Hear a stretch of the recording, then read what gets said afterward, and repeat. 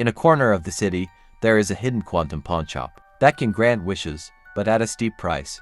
The owner of the pawnshop is a man with special abilities, who can see into people's hearts. His office is guarded by a female secretary, who handles daily affairs. The quantum pawnshop's pawning method is, as its name suggests, using a quantum entanglement-like method to complete transactions. Customers do not have to visit the pawnshop in person. A simple phone call seals the deal. In the heart of this city where desires roar louder than the wind, the mysterious owner observes the bustling city through his office window. On a bustling street, a young man named Edwards, who had just graduated from college less than 2 years ago, is hurrying to his office. He is 25 years old and a junior employee of a company. Because of his lack of work experience, Edwards has been always bullied by his supervisor. The supervisor often asks Edwards to work overtime and threatens to fire him if he doesn't do well. Edwards' mental state is on the verge of collapse due to long-term stress and lack of sleep. Edwards painfully thinks that if there is any way to make his supervisor disappear immediately, he would be willing to pay the price to do it. One day, Edwards meets a man on the street.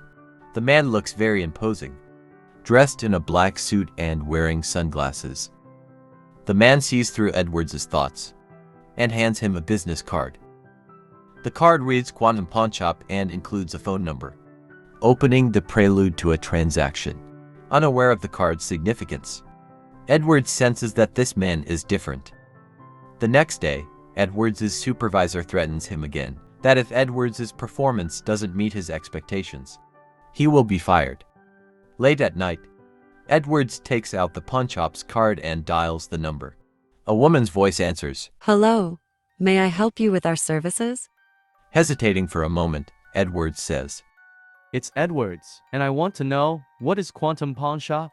The woman replies. Quantum Pawnshop is a place where any wish can be granted, but the cost is high. Excited, Edwards says. I am willing to pay any price as long as my wish comes true. The woman says. Then tell me your wish.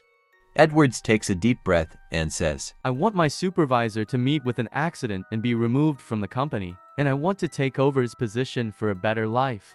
The woman replies. Your wish is easy to fulfill, but the cost is that you will lose your best friend and your most beloved person. Stunned, Edwards says. What? I can't accept that cost. The woman says. These are the rules of the trade. We determine the price based on your current conditions. You must accept it. If you're unwilling, your wish cannot be fulfilled. After hesitating, Edwards says. I am willing to accept this cost. The woman says. The transaction is complete. Your wish will be fulfilled immediately. The next morning, Edwards receives a notification from the company that his supervisor has been injured in a car accident and is now paralyzed. Edwards' heart leaps with joy as he realizes that his wish is about to come true. Later, Edwards is successfully promoted to supervisor. His life also changes dramatically as a result. He moves into a big house and drives a luxury car. Edwards feels that he has finally succeeded.